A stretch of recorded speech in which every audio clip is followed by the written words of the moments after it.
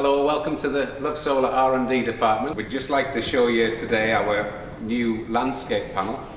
There's quite a few changes being made, so I'd like to talk you through them. It's currently a 375 watt output. There's a double seal to the top here, and we've increased the overlap between the panels. So that's 100% more, that's a 50 millimeter seal now. So we've got a double seal on here for low pitch roofs, and there's a 50 mm underlap between the panels. There's a few attributes to this panel. It's double glass now, which increases the strength massively. It does increase the weight a little bit, so be aware, they're 25 kilos a piece now. The other thing is they have the highest fire rating out of any solar panel because of the double glass. We like them, they're great. So this is the reverse of the panel. As you can see, it displays everything quite nicely. It's bifacial glass, so there's no plastic in there at all. The connectors must be MC4. It's really important that you do use MC4 back onto your field cables, because, well, if there's anywhere there's going to be a fault, it'll be here, mismatching cables and connectors. So we're set up here to demonstrate a 4-panel array. We always ask the roofer that goes before us just to felt and batten as he normally would, and don't consider us, we'll work in around that. It's much easier that way. What we're going to demonstrate here is a 2x2 panel array on a tiled roof. So for a tiled roof, we always leave a 50 mm space and go off an existing batten. So really we'll use a batten to space our battens off the original batten here. With a slate roof, there's no need to make this 50 mm gap here, because the position of this will be directly onto that batten there, so it'll fit something like that. The reason we leave this 50 mm gap here on a tiled roof is so that the tiles can sit across the batten like they should by these nibs here. It just allows them to do that. So for Solfit battens, we measure from the bottom to the top, and then when we fit them, we come from the top to the bottom. So for our batten spacings, at the moment, it's 1050 center to center. So these are all set at 105.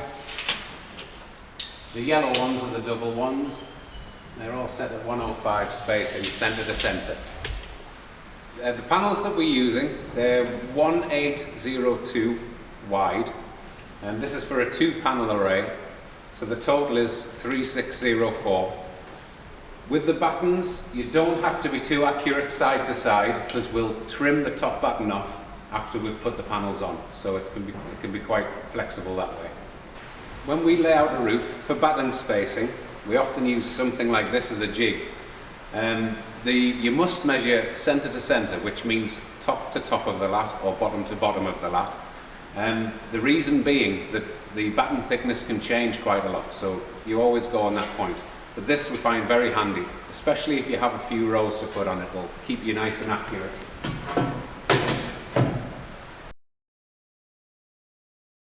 Now we'd like to show you the beginning of the installation. We'll start with the top profiles. The top rail in any pack that comes for you, there'll always be a short one. Only one short one in every single pack, and I'll show you the reason for that shortly. So I've mounted the top rail here now. It's really, really important that you get these straight to each other and along the roof. And there's two ways of doing that. You can use a string line, or you can use some sort of straight edge between the top rails. Either way around, just make sure you get this straight, because it's the foundation of the whole panel system. This is only a 2-panel array, so I'll just show you how we'd set it up with a straight edge, which is another top rail actually. You just go between the two and make sure they're really straight to each other. Each top profile comes with 9 screw holes, and we always put a minimum of 6 screws in that top profile. So now we come to cut off the top batten here. It's very simple. You just use your top mounting profile as a guide. It's the same on both ends, so you just use your profile, the edge here, as a guide.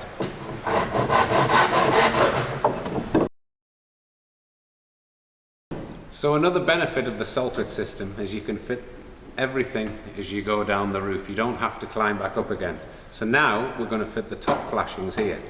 There's a nice groove which it goes into in the top mounting rail. For fixing these top flashings, you can either use, we're using at the moment a Torx 20 with a neoprene washer, or you can use a screw with a neoprene washer. Just make sure you have a neoprene washer to fix it.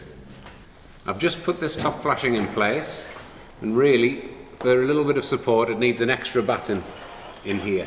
So I'm just going to install that now.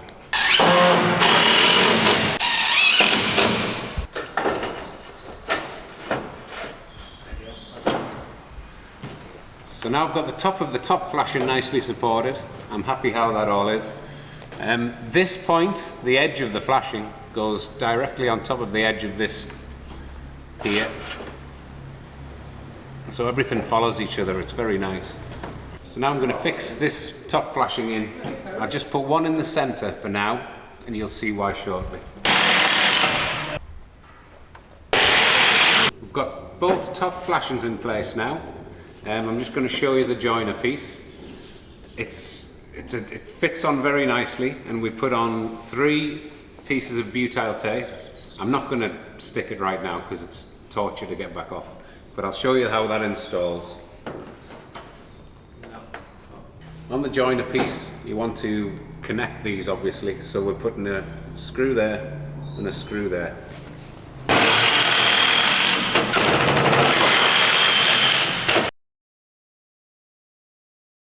These panels come fitted with 2 storm seals here. What we're suggesting is that these are for pitches below 10 degrees, keeping a double storm seal. If it's a normal roof, 30, 35 plus degrees, we're suggesting that you remove the top strip because it makes it very difficult to get in there, into the top mounting profile. If you do have problems getting into the top mounting profile, we've been using Fairy liquid water solution, and that allows it just to slide in the first instance.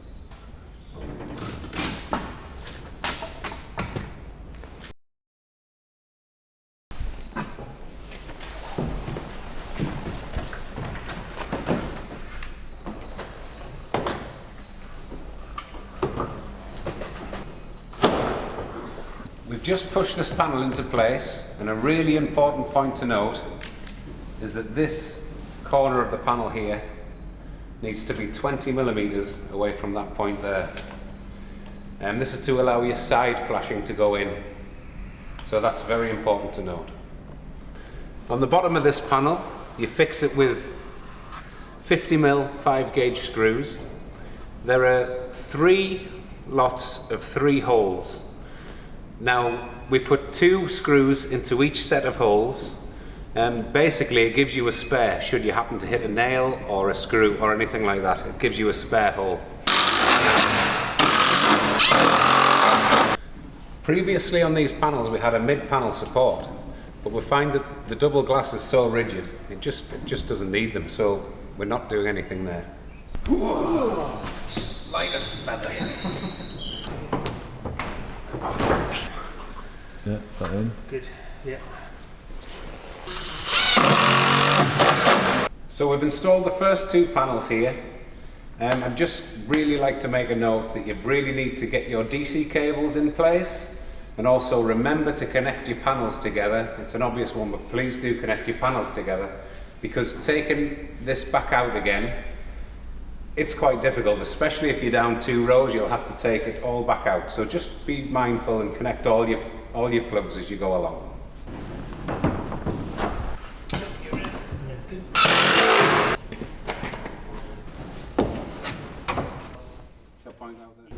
We use a packer here to keep this cable in place because they're very easily lost behind the panel.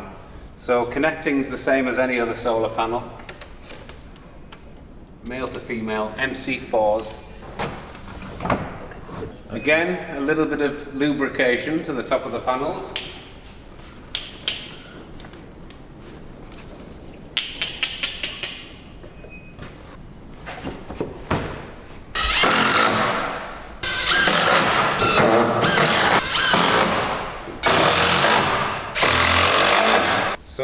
said earlier that our mounting rails, they didn't have to be too accurate.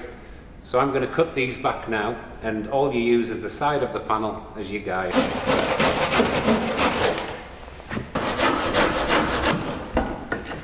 Just the same on the right hand side. Take this top mounting batten back to the side of the panels.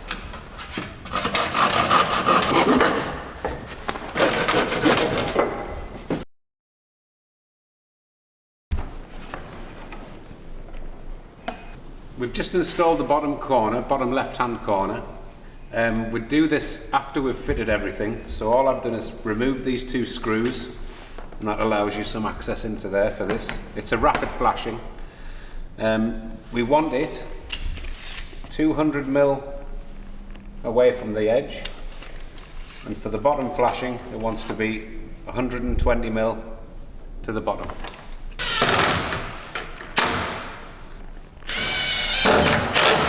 If you could possibly form a little return on this edge, that's to keep the water going down the roof basically. We're installing the first side flashing, obviously work from the bottom to the top. It goes in very nicely.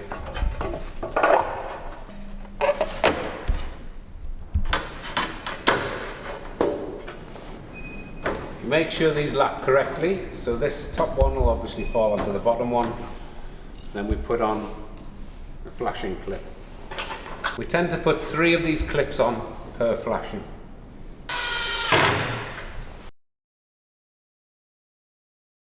Now we come to the top corner flashing piece. Again, it goes in really very nicely.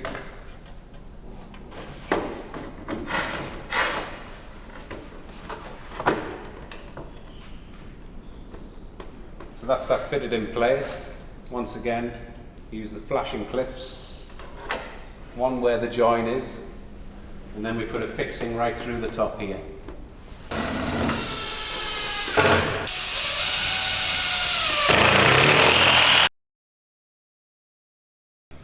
So we're just installing the rapid flashing on the bottom right hand corner.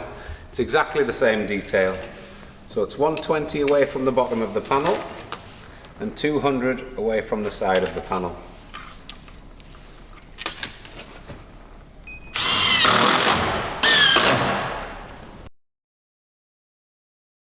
So if you feel that you want some rigidity on this side here, we just make up a packer like that. It hangs on the lat and just slides under there, and it takes away any possible deformation. Also for snow loading, anything like that. If you have any worries, you can put a packer in there.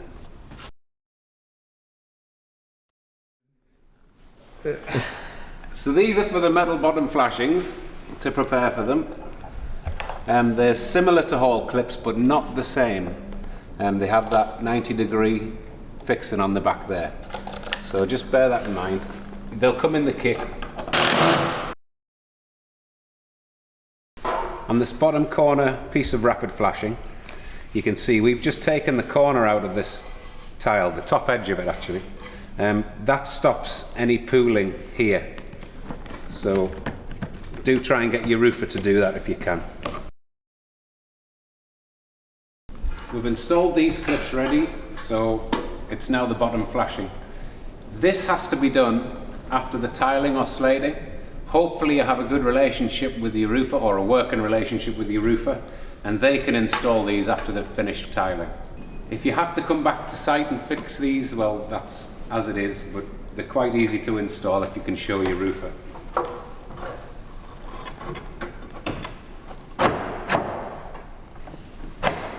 That's it. When you come to join the bottom flashings together, there's a joiner piece here.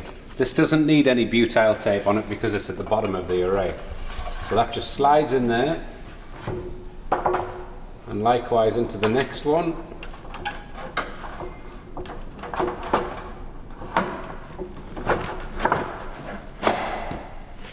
If it's a tile roof, your roofer can actually slip tiles under here because it'll deform a little way.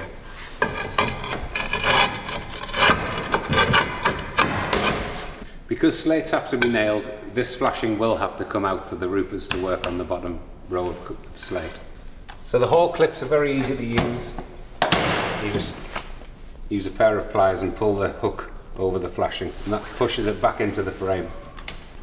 So the corner flashing piece here will be covered entirely by your slate. Your roofer will come along, take a nib off, and then he'll start to lay slate tile up here.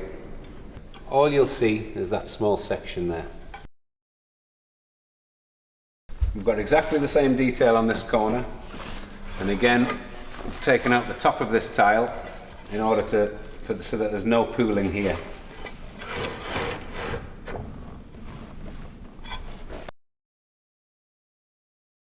Right hand side flashing, you just tend to give them a little bit of a stretch.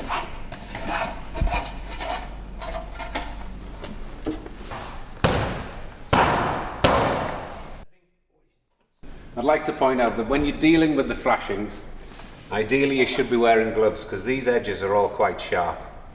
Moving on to the same flashing above.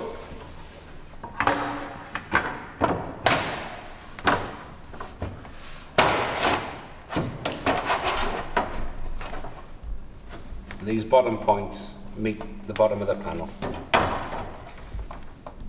The top corner flashing now can be inserted.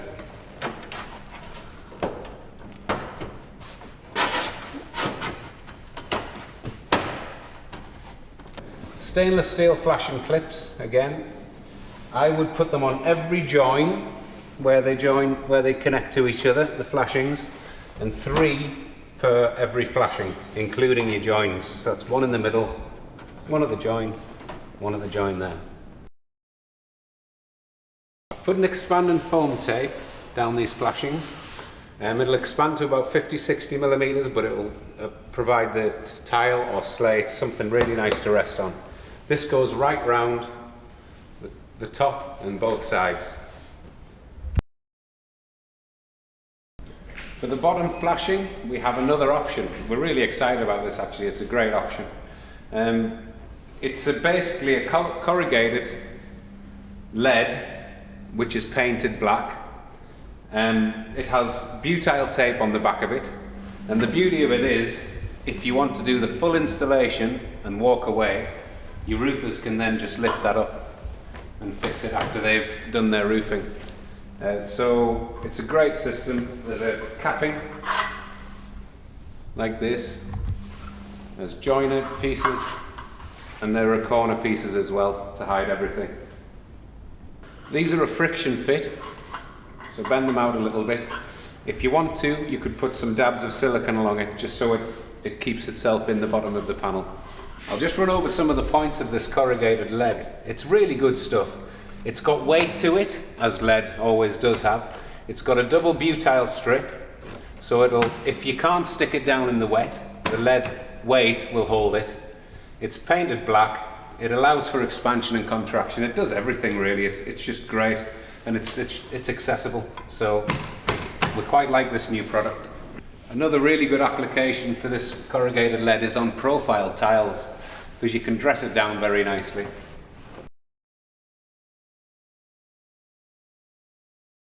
We're going to demonstrate now an internal corner. So you need to take out a small section of this batten here in order to accommodate that flashing. We give it a little bit of room because why not? So yeah, we just put a saw blade through here and run the same saw blade through here. So we've taken out that piece of the batten. So we're ready to install this side flashing now for the internal corner.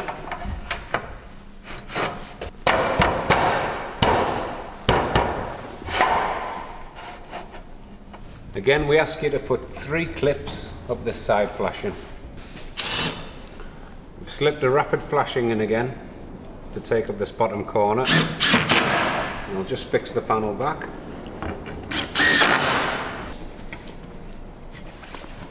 Three slate clips on this side flashing again. The only other piece that you need is a small piece of expanding foam tape. And we put this where the panel sits on top of the flashing. Just there.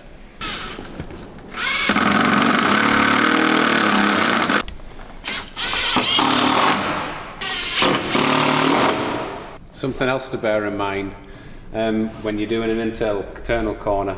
Obviously you have to have somewhere for your tiles to hang, so we've put in an additional batten here. That'll be up to your roofers, and there is a full roofing guide on the website, by the way. That just allows you again to hang your tile like so. So now we've got the bottom flashing in place and everything's ready for the roofers. Just ping those clips on again, and that's an internal corner finished. It's very simple.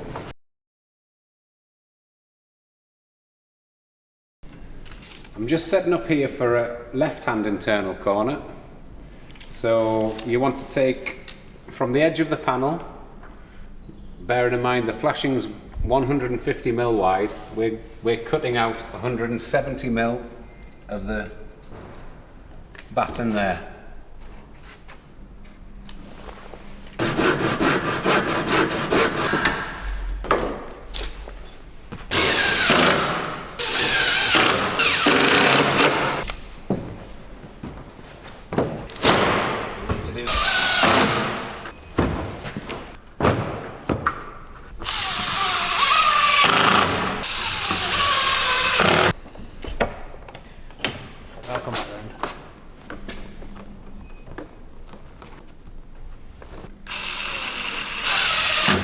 So I've prepared this left-hand side flashing.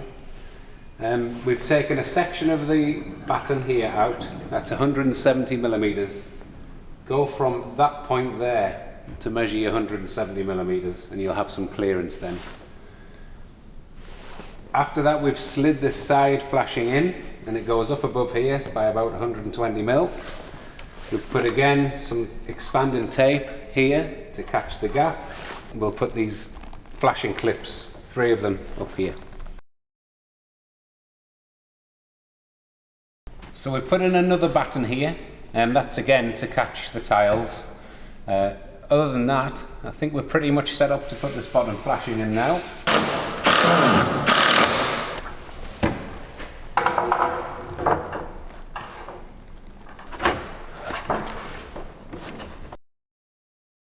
So that's the completed left-hand bottom corner. It's very simple, really easy to install, very few pieces.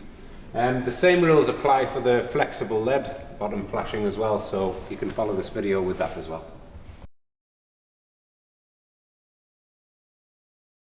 I'd like to now show you an external corner. We're going to do a right-hand external corner here. So we've fitted our first panel, that's all the same, all the flashings are the same. For this part you need a short top mounting profile. These are shorter than normal by 30 mm. So I've got this side flashing fitted, and it's a different side flashing, as you can see. It follows the top profile. It's made of aluminium because it's a tricky piece of engineering actually. So that's installed. Now we're just going to install this top flashing. I've again put some support for this part of the flashing, so everything should go in quite nicely.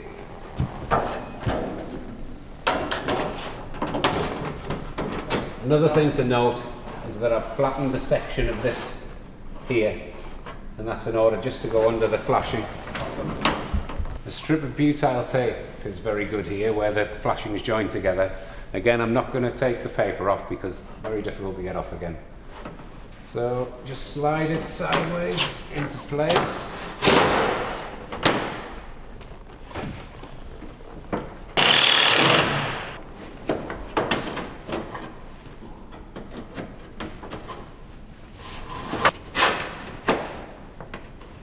I've just put the top corner in here. Sometimes in the real world these flashings might not go together entirely well, so all I've done is bent that out a little bit to allow that flashing to go into place. So that's all good now.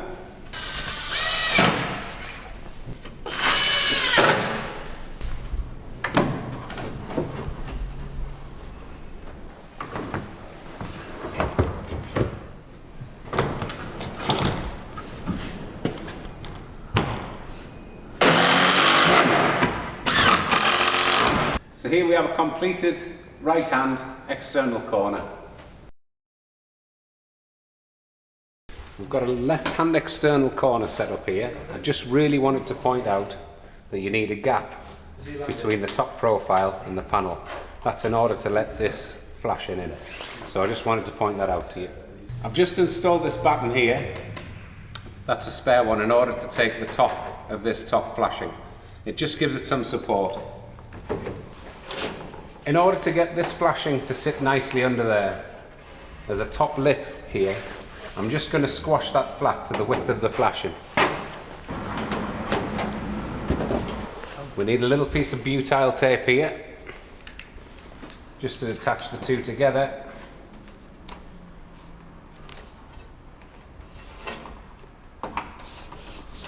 I'm not going to take the paper off that because it will stick.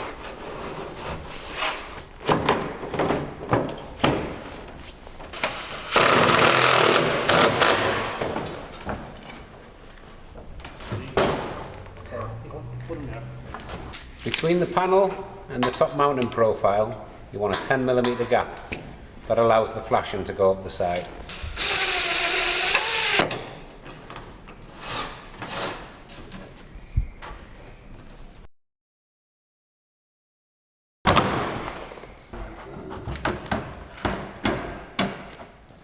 So here's a completed left-hand external corner.